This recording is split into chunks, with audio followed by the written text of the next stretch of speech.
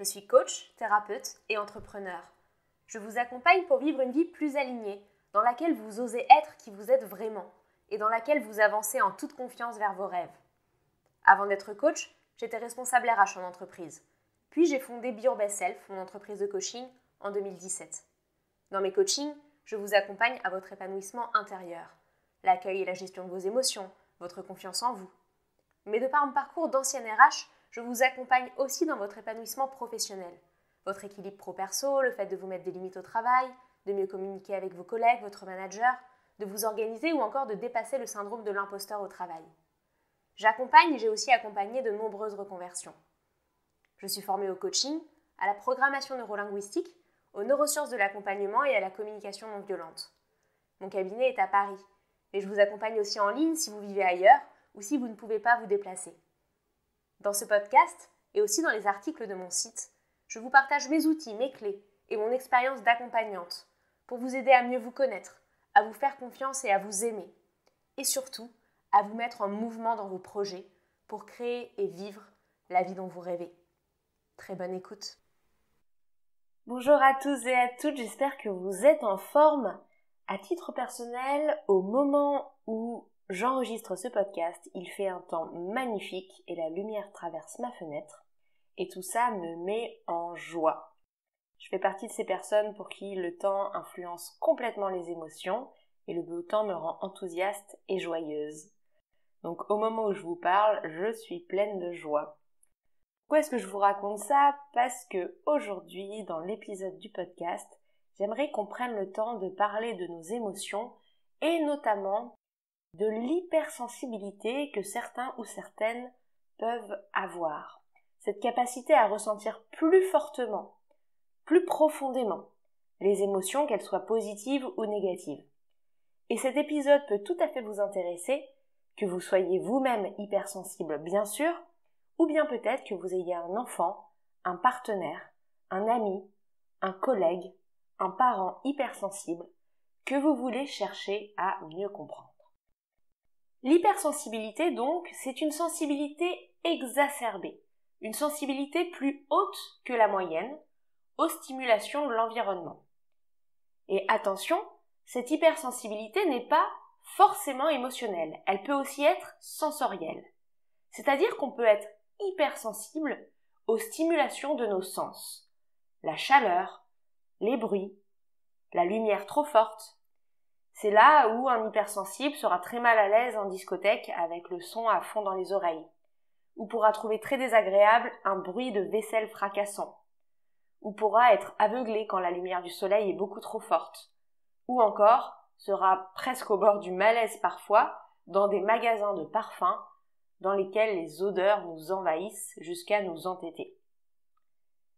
Donc l'hypersensibilité dans ces cas-là est sensorielle. Mais, et c'est souvent comme ça qu'elle est le plus connue, elle peut bien sûr aussi être émotionnelle. Quand on est un hypersensible émotionnel, c'est alors qu'on ressent les émotions agréables aussi bien que désagréables, beaucoup plus vivement, beaucoup plus profondément que les autres. Un hypersensible émotionnel, c'est donc pas quelqu'un qui passe son temps à pleurer ou à se mettre en colère. Ça peut être aussi quelqu'un qui est plein de joie, qui se réjouit, qui a envie de danser, de chanter, de sauter de joie pour des petites choses de la vie. Un hypersensible émotionnel, il ressent donc de façon exacerbée aussi bien les émotions agréables que désagréables.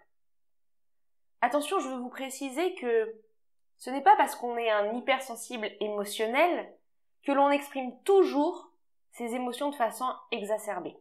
On les ressent à l'intérieur de nous, dans notre corps, dans notre cœur, dans nos tripes, de façon exacerbée, mais parfois, on ne les exprime pas pour autant. Il y a donc des hypersensibles discrets, de la même façon qu'il y a des hypersensibles qui vont tout à fait être capables d'exprimer vivement leurs émotions. Donc, la sensibilité de l'hypersensible, elle a beau être exacerbée, pour autant, si cet hypersensible a appris à gérer ses réactions émotionnelles et ses ressentis, alors ces réactions peuvent être tout à fait maîtrisées. Et donc je tiens vraiment à le préciser parce que souvent on a l'idée de l'hypersensible qui est ultra susceptible, voire parfois même hystérique, alors que c'est pas forcément le cas. Si je vous donne un exemple que je connais bien parce que c'est le mien, à titre personnel, j'ai pendant très longtemps, durant toute une période de ma vie, réussi à mettre un super masque de maîtrise et de contrôle de moi-même, ce qui fait que, bien qu'hypersensible, toutes mes émotions étaient parfaitement sous contrôle. Je ne montrais rien.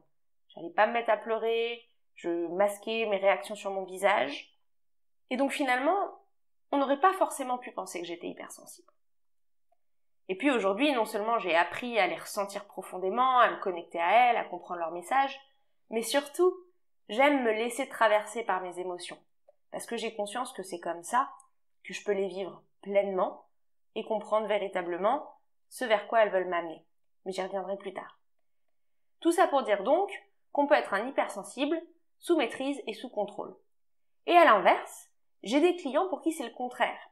Et pour qui leurs émotions déferlent tellement, leurs émotions explosent tellement, que ce soit des larmes, que ce soit de la colère, que ce soit ce qu'on appelle l'ascenseur émotionnel ou le yo-yo, avec cette capacité de passer de la joie à la tristesse très rapidement, qu'ils ont alors besoin d'aide pour mieux les canaliser, pour mieux les vivre, et aussi parfois pour mieux les apprivoiser en société ou les gérer en société.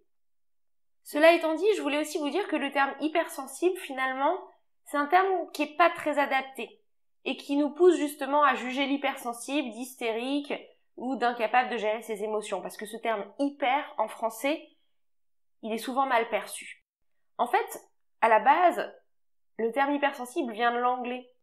Et en anglais, on dit highly sensitive person. Donc une personne hautement sensible. Qu'est-ce que ça veut dire finalement ? Ça veut dire que c'est une personne qui a une capacité plus développée à ressentir ses émotions. Donc en anglais, c'est beaucoup mieux connoté qu'en français, avec ce terme de hyper qui peut être mal perçu.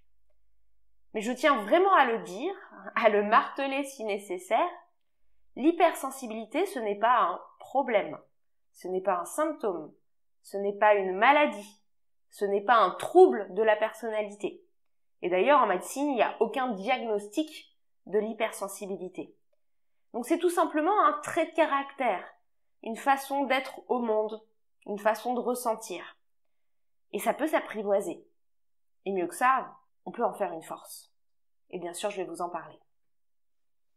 En fait, si on parle un peu chiffres, selon les études des psychologues, des thérapeutes, il y a environ 20% des individus qui sont hypersensibles. C'est énorme, 1 personne sur 5.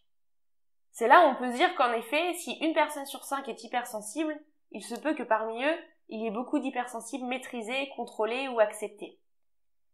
Et puis par ailleurs, on parle de plus en plus de l'hypersensibilité, dans les médias, dans les articles, dans les journaux, en thérapie. Ce qui fait que, si pendant longtemps les hypersensibles n'osaient pas vraiment se revendiquer comme tels, aujourd'hui c'est quelque chose qui est davantage assumé, ou en tout cas quelque chose qui est davantage accompagné.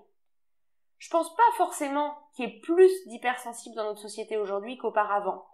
Mais comme notre société est plus consciente d'elle-même avec le développement personnel et spirituel qui est en cours aujourd'hui, comme on parle de plus en plus d'émotions, eh bien les individus sont de plus en plus conscients de ce qu'ils ressentent, et donc mettent aussi des mots sur leur sensibilité.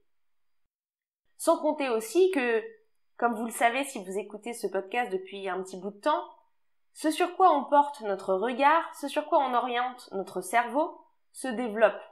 Et donc du coup, quand on apprend à nos enfants, et même aux adultes, en thérapie par exemple, ou ce que je fais en coaching aussi, à reconnaître et à nommer leurs émotions, eh bien ils développent leur sensibilité, ils développent leur capacité à se connecter à leurs émotions.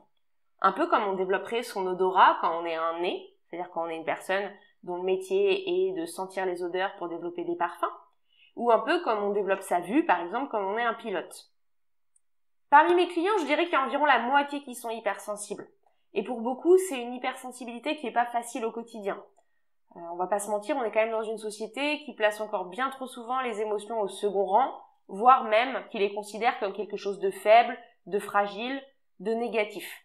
Et encore plus dans le monde du travail, où très souvent, les managers ou les collègues peuvent considérer que montrer ses émotions, c'est manquer de professionnalisme.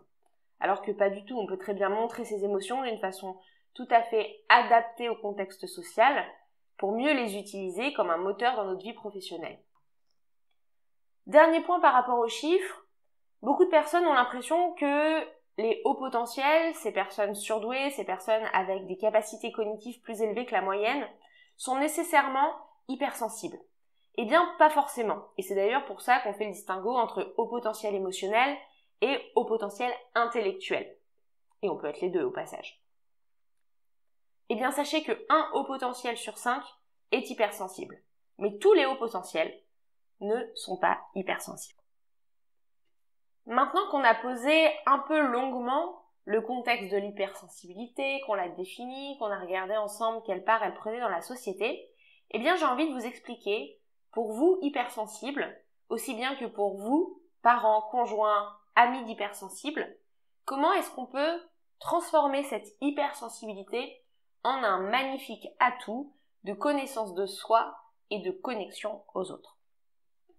Alors la première chose que je voudrais vous dire, c'est que si vous faites partie de ces personnes pour qui l'hypersensibilité n'est pas facile à vivre au quotidien, eh bien il y a plein de façons, dans sa vie de tous les jours, de mettre en place des petites choses qui permettent de mieux vivre son hypersensibilité. La première chose, c'est que si vous êtes hypersensible, vos émotions sont beaucoup plus sollicitées, et les émotions, c'est de l'énergie qui circule dans le corps. Donc forcément, vous allez probablement ressentir aussi plus de fatigue, plus de saturation, que ce soit de la saturation de vos sens ou de vos émotions, et donc très souvent, vous avez davantage besoin de sommeil, de repos, ou en tout cas de temps pour vous. Donc ça veut dire quoi? Ça veut dire que quand on est hypersensible, eh bien dormir beaucoup, c'est pas une option, c'est pas de la paresse, c'est pas un luxe, c'est juste que notre système interne qui est plus sensible a besoin de se recharger plus régulièrement. Et ça, faut le donner à notre corps. Parce que sinon, on rentre dans un cercle négatif, un cercle vicieux dans lequel plus on est fatigué, plus nos nerfs sont à vif, plus nos émotions sont exacerbées, et donc plus nos émotions explosent, et donc plus ça nous fatigue, et ça va en s'empirant. Donc pouvoir donner régulièrement du repos, du sommeil, des temps de pause à notre corps, c'est quelque chose qui est essentiel quand on est hypersensible. Et puis c'est pas forcément du sommeil d'ailleurs, ça peut être simplement des temps pour soi, des temps de lecture, des temps de balade dans la nature, des temps où on fait une activité en solitaire, des mots croisés, ou tout simplement on réfléchit, on médite. Et d'ailleurs l'hypersensible est très souvent, bien que pas toujours, attention, mais très souvent un introverti. Et un introverti, pour rappel, ce n'est pas quelqu'un qui est timide, c'est quelqu'un qui a besoin, pour récupérer de l'énergie, d'être tout seul.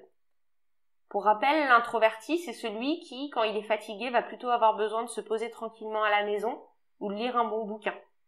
À l'inverse de l'extraverti qui, quand il est épuisé après une grosse journée de travail, va plutôt aller boire un verre avec des copains. On peut tout à fait être un introverti très sociable et un extraverti pas très doué en communication. Mais l'introversion, c'est vraiment cette notion d'avoir besoin de se recharger tout seul. Et donc l'hypersensible, très souvent, a besoin de ces temps seuls, ces temps de repli, pour recharger ses batteries. Donc en cas de vague émotionnelle forte pour vous, n'hésitez pas à vous retirer quelques instants. Si vous êtes au travail, ça peut être simplement aller dans une salle de réunion ou sortir en bas de l'immeuble de votre entreprise, prendre l'air. Si vous êtes à la maison, de vous mettre dans votre chambre, pour reprendre vos esprits. Et puis si vous pouvez, pratiquer quelques exercices de respiration ou de méditation. La deuxième chose pour mieux vivre son hypersensibilité, c'est d'essayer au maximum de quitter rapidement les environnements toxiques, bien sûr quand c'est possible, parce que c'est pas toujours le cas. Les environnements toxiques, c'est les environnements qui vont épuiser notre sensibilité sur le long terme et de façon répétée. Ça peut être typiquement au travail, un environnement dans lequel on a un collègue qui se plaint en permanence, ou un collègue qui crache sur les autres. Et là, ça va venir toucher notre sensibilité, nos émotions, ça va venir nous fatiguer, ça va venir heurter nos valeurs. Ça peut être aussi un environnement de travail où on a un manager harceleur. Et donc bien évidemment, dans ces contextes-là, l'idéal c'est de voir si on peut partir de son poste, changer de poste, peut-être changer de service. On peut aussi être dans des relations familiales qui sont pas saines, avec des parents qui font de la manipulation affective très forte, en disant que si on vient pas les voir, ils sont malheureux, ou en étant toujours dans le jugement, toujours très critique. Et donc quand on est hypersensible, c'est important de se préserver de ce genre d'environnement. Alors évidemment, il n'est pas toujours possible de quitter ces environnements, mais ça peut être de mettre des distances, de moins les fréquenter. Et quand c'est pas possible justement de quitter ces environnements, c'est important de pouvoir être accompagné d'un coach ou d'un thérapeute pour traverser ces situations et ne pas se laisser complètement miner émotionnellement par ces environnements. Parce que l'hypersensible, comme il va ressentir tout plus fort, il va aussi ressentir le climat plus fort. Donc le climat malsain de l'entreprise ou le climat malsain de la relation familiale qui est pas saine. Il va aussi ressentir très fort les émotions des autres, le malaise des autres et bien sûr son propre malaise. Donc il a besoin de s'extraire de cette situation pour pouvoir récupérer et c'est vrai que face à ça, l'accompagnement d'un thérapeute ou d'un coach est très précieux. La troisième chose à mettre en place pour mieux vivre son hypersensibilité, c'est aussi de se protéger des images ou des discours d'anxiété ambiants. On va pas se mentir, on est dans une société où on a des médias qui sont parfois un peu biaisés et puis surtout qui n'hésitent pas, pour faire de la visibilité, à partager des images chocs. Quand il y a la guerre, des images de personnes blessées, de personnes en train de mourir, de personnes en pleurs. Et quand on est hypersensible, c'est quelque chose qui peut particulièrement venir nous toucher au cœur et nous affecter. Ce qui ne veut bien sûr pas dire que ce qu'il véhicule n'est pas vrai, mais la façon dont le montrer peut venir vraiment heurter la sensibilité des personnes hypersensibles. Et donc l'idée bien sûr n'est pas de se couper des sources d'information, n'est pas de se couper du monde, n'est pas de ne plus écouter ce qui se passe ailleurs, dans les autres pays, dans les autres familles. Pas du tout, c'est important de rester informé. Mais c'est éviter d'écouter la radio en boucle, de lire la presse à scandale, les médias qui sont particulièrement connus pour montrer des images chocs ou pour exacerber un petit peu ce qui se passe. Se couper aussi des personnes qui répètent sans cesse que tout ce qui se passe dans le monde va mal. Et puis aller plutôt chercher l'info sur des médias fiables, et peut-être plutôt que les regarder tous les jours, les regarder une fois par semaine, ou tous les 3 ou 4 jours. Et puis j'ai même envie de vous dire, allez chercher des médias positifs parce qu'il en existe. Il existe des médias qui prennent le temps de se concentrer aussi sur les informations de ce qui se passe bien dans le monde. Parce qu'il y a plein de choses qui se passent bien dans le monde, mais très souvent on passe plus de temps à parler des choses qui vont pas que des choses qui vont. Donc n'hésitez pas à aller chercher ce genre de médias. Aussi évitez les personnes qui passent leur temps à se plaindre, les collègues qui passent leur temps à dire ce qui ne va pas, les amis qui passent leur temps à dire que tout va mal dans leur vie, que leurs enfants les épuisent, que leur conjoint n'est pas sympa, que leur boulot va mal. Bien sûr, s'il s'agit de gens proches, de gens que vous aimez, n'allez pas couper les ponts.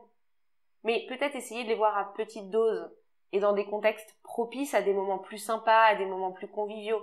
Allez voir une comédie au cinéma avec eux, retrouvez-vous dans un petit restaurant cosy, agréable, allez faire une visite. Mais évitez de vous mettre en écoute de tout ce qui ne va pas dans leur vie, et cela à chaque fois que vous les voyez. Attention, si je vous invite à vous protéger des images et des discours d'anxiété, l'idée n'est pas pour autant d'être dans l'évitement total de ces images, de ces discours, de ces personnes. Parce que comme tout, nos réactions émotionnelles se modulent avec l'entraînement. C'est-à-dire que plus on entraîne notre cerveau à réagir d'une façon qui nous convient, plus ce sera facile pour vous d'avoir une réaction émotionnelle adaptée. Donc de temps en temps, doucement, dans un environnement bienveillant, osez sortir de votre zone de confort pour aller vous habituer aux stimuli émotionnels ou sensoriels de certaines situations, notamment dans les situations que vous aimeriez au quotidien ne pas avoir à éviter. Et puis enfin, la méditation, c'est un outil très très précieux pour les hypersensibles. À titre personnel, elle m'a beaucoup aidée et je la pratique aussi parfois en séance quand j'ai des personnes qui viennent très stressées ou avec des émotions très fortes, qui ont besoin de sortir. Et méditer ou pratiquer d'ailleurs des exercices de respiration peut vraiment aider les hypersensibles à mieux comprendre les flux émotionnels qui les traversent et surtout à mieux les accueillir. Et donc, vous verrez qu'à terme, ça va être un outil très très précieux pour vous pour moduler vos réactions émotionnelles. Je vous ai écrit tout un article sur mon blog, sur mon site amandineruas.fr sur les techniques de méditation, si vous n'êtes pas habitué, où je vous explique vraiment comment commencer à pratiquer ce type de techniques et à les mettre en place dans vos quotidiens. Et personnellement, encore une fois, ça m'a beaucoup aidé dans ma reconnexion à mes émotions et cela aide beaucoup de mes clients à évacuer les leurs. Donc voilà pour les petites astuces pour mieux vivre son hypersensibilité et j'ai maintenant envie d'aller encore plus loin et qu'on s'arrête pas seulement à vouloir mieux vivre notre hypersensibilité mais carrément qu'on soit capable d'en faire une super force, un super pouvoir. Parce que vraiment c'est ce qu'est l'hypersensibilité, c'est précieux. Si on apprend à la voir comme telle, si on apprend à l'utiliser de la bonne façon. Déjà, pourquoi l'hypersensibilité est précieuse ? Eh bien parce qu'elle vous rend plus empathique. C'est-à-dire capable de vous connecter davantage aux autres, de mieux les comprendre, de mieux vous mettre à leur place. de mieux montrer votre capacité à saisir ce qu'ils vivent, à être dans la compassion. Personnellement, sans cette hypersensibilité, je ne serais pas la coach que je suis aujourd'hui, parce qu'elle m'aide véritablement à être à l'écoute des autres, à me connecter à eux. Et puis de la même façon, l'hypersensibilité permet de se connecter à soi-même, de mieux connaître son monde intérieur. Et c'est un super GPS interne pour mieux connaître ses besoins, ses envies, ce qui est bon pour nous ou ce qui ne l'est pas, les environnements qui nous font du bien et ceux au contraire qui ne nous font pas de bien. Et donc, cette hypersensibilité, elle permet une vraie connexion aux autres et à soi-même et puis de façon plus générale au monde. Et ça, c'est un vrai super pouvoir. Un peu comme un sixième sens. Elle permet aussi une plus forte intuition. Les hypersensibles perçoivent très souvent les variations d'atmosphère, quand dans une soirée les choses sont en train de tourner au vinaigre, ou quand il est temps de partir, ou quand il y a quelque chose qui se passe, qui nécessite de prendre du recul, ou au contraire d'intervenir. Encore une fois, l'hypersensibilité, c'est un guide intérieur. Et donc c'est là où elle devient une source d'intuition. On perçoit aussi très facilement les changements avant les autres. Et puis elle rend aussi plus créatif. Parce qu'on ressent les choses plus fort, on voit aussi des choses différemment, et donc la créativité est exacerbée. D'ailleurs, très souvent, les artistes, peintres, poètes, écrivains, comédiens, sont de grands hypersensibles. Et pour tirer le meilleur de cette hypersensibilité, de cette intuition, de cette créativité, de cette empathie qu'elle vous offre, ce que je vous invite à faire, c'est vraiment d'aller développer vos compétences émotionnelles. Je vous en parle dans l'épisode du podcast qui s'appelle « Faire de ses émotions des alliés » et je le mettrai en note du podcast pour que vous puissiez le retrouver facilement. Et c'est aussi quelque chose que je travaille très souvent en séance individuelle, au cabinet ou en ligne. Et j'en parle aussi dans le parcours 100% digital de vidéos de coaching sur la confiance en soi, qui est un parcours sur plusieurs semaines, dans lequel de semaine en semaine, vous apprenez à mieux vous connaître, à mieux vous aimer. Et il y a tout un module sur les émotions. Et comment est-ce qu'on apprend à mieux les identifier, à mettre un mot sur elles, à les ressentir, à les repérer dans le corps, à les gérer et à aussi moduler nos réactions émotionnelles. Donc ça, c'est aussi quelque chose, si ça vous intéresse, que vous pouvez travailler via le parcours directement si vous n'êtes pas forcément intéressé par des séances individuelles. Et donc, concrètement, pour développer ces compétences émotionnelles, qu'est-ce qu'on peut faire ? Déjà, on peut commencer par essayer de mettre un mot sur les émotions qui nous traversent. Est-ce que là, ce que je ressens, c'est de l'enthousiasme, ou de l'euphorie, ou simplement du contentement, ou de la paix intérieure, ou peut-être de la joie, de l'amusement, de la liesse? Quel est le mot juste pour nommer ce que je ressens? Et puis, si c'est une émotion désagréable, est-ce que c'est de la peur, de l'anxiété, de la terreur, de l'angoisse, de l'appréhension, du doute?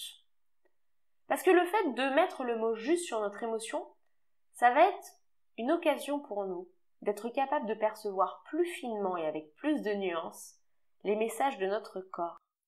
Notre corps ne nous invite pas à la même chose, à la même réaction, au même mouvement, si on ressent de la paix intérieure, de l'euphorie ou de l'amusement. Et donc être capable de comprendre justement, précisément, quelle est l'émotion qui nous traverse va nous permettre d'avoir la réaction appropriée.